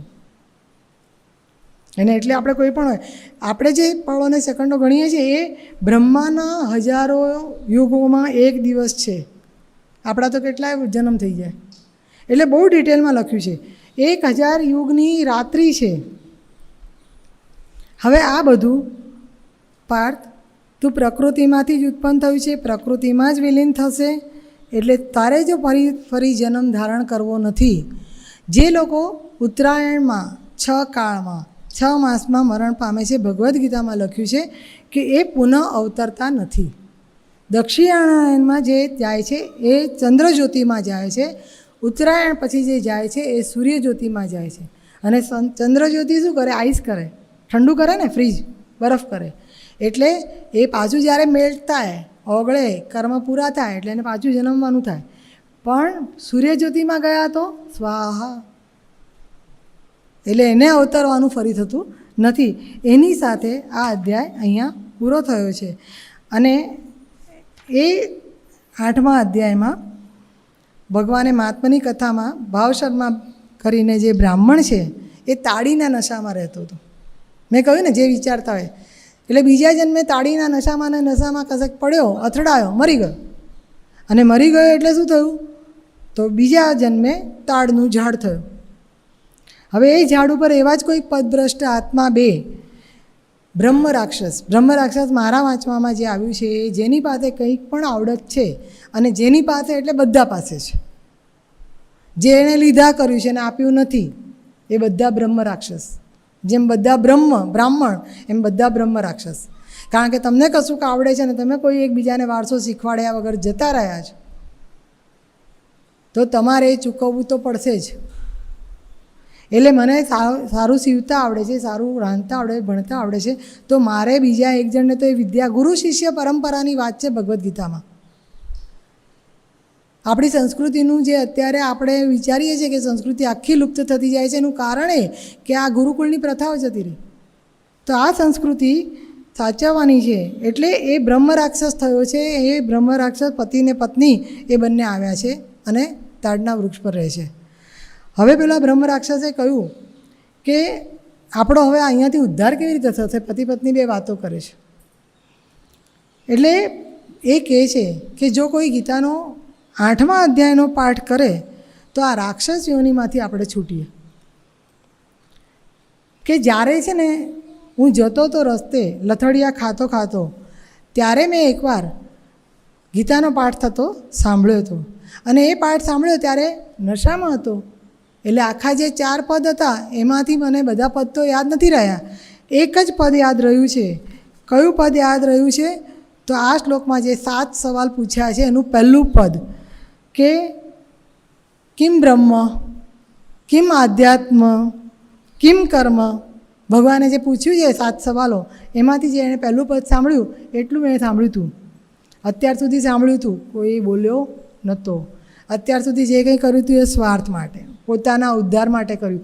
હવે જે કર્યું એ કર્યું, એણે બોલ્યો મોઢેથી. એ બોલ્યો એટલે બીજા કોઈકે સાંભળ્યું, બીજાએ સાંભળ્યું એટલે એણે આપ્યું. જુઓ તમે ભગવાનનું ગણિત કેવું છે. એ એણે આપ્યું. અને જેવું એણે અડધો શ્લોક યાદ હતો, એને એ અડધો શ્લોક એ બોલ્યો તો રાક્ષસ યોનિમાંથી બંનેનો છુટકારો થયો છે. અને એ બ્રહ્મ રાક્ષસ એની પત્ની સાથે મોક્ષ પામ્યો છે. તાડનું ઝાડ સુકાઈ ગયું. વૃક્ષ યોનિ પણ માંથી એ જે બ્રાહ્મણ ભાવસરમાં તાળી પીને નશામાં વૃક્ષ થયો હતો, એ વૃક્ષ યોનિમાંથી પણ મુક્તિ પામ્યો છે. આ એના 8મા અધ્યાયનું ફળ છે. અને હવે ભગવાન કરવાના છે વાત લૌકિક અને અલૌકિક, જે આપણે કહીએ છીએ સ્કિલ, 64 કળાઓ અને 72 જાતની વિદ્યાઓ, લૌકિક અને અલૌકિક, પારલૌકિક, એની વાત રાજવિદ્યા રાજગુહ્ય યોગમાં શરૂ થાય છે. તો એકવાર ભગવાનને યાદ કરી લઈએ. લગનનું ટાણું તારું આવશે જીવરાયા, લગનનું ટાણું તારું આવશે જીવરાજા, જાનું તે તારી જબરી જોડાશે રે. તો આપણે શું કરવાનું છે? એ જ માચડે જવાનું છે કે મહાભિનિષ્ક્રમણ કરવાનું છે? યોગમાં જઈને સ્થૂળ શરીર, સૂક્ષ્મ શરીર અને કારણ શરીર એ નક્કી કરવાનો સમય હવે આવી ગયો છે. કાઢ્યા એટલા કાઢવાના નથી. એટલે ભગવાનને યાદ કરીએ, શ્રી કૃષ્ણના આશ્રયે, એમના શરણે, અને આજે વાણીને અહીં વિરામ આપીએ. શ્રી કૃષ્ણ શરણમ મમ, શ્રી કૃષ્ણ શરણમ મમ, શ્રી કૃષ્ણ શરણમ મમ. જય શ્રી કૃષ્ણ શરણમ મમ, કૃષ્ણ શરણમ મમ, શ્રી કૃષ્ણ શરણમ મમ, શ્રી કૃષ્ણ શરણમ મમ. જય શ્રી કૃષ્ણ શરણમ મમ. ભગવાનનું કામ છે એટલે ભગવાન પાર પાડશે શ્રદ્ધા સાથે. હરિઓમ તત્સત. ગુરુદેવ દત્ત.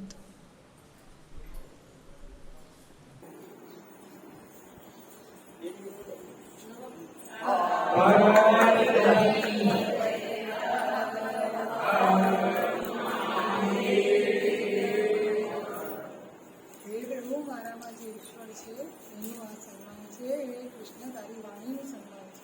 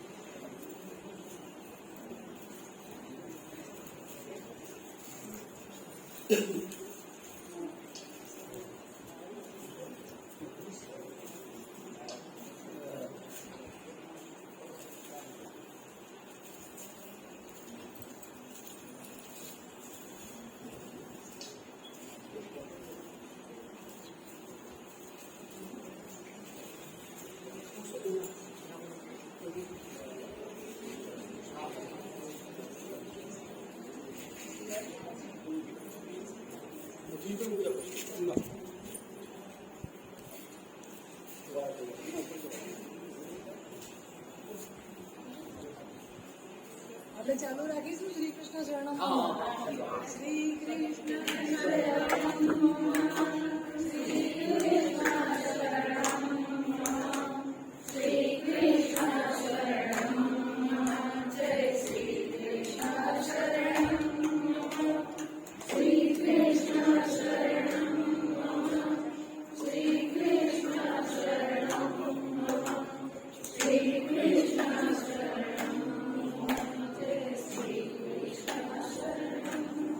Bye.